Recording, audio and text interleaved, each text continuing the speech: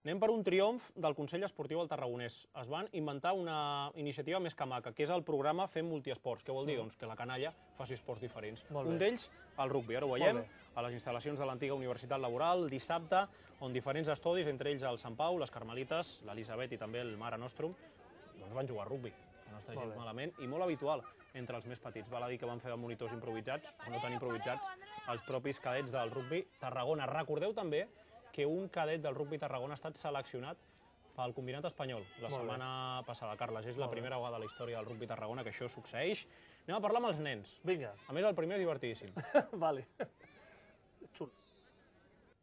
Ens han recomandat un partit contra aquest equip per veure qui era més fort contra dos equips. Quan correm amb la pilota i la deixem a un dels camps. Primer he jugat contra Sant Pau, després contra Carmelites i ara jo jugo contra Mare Nostrum.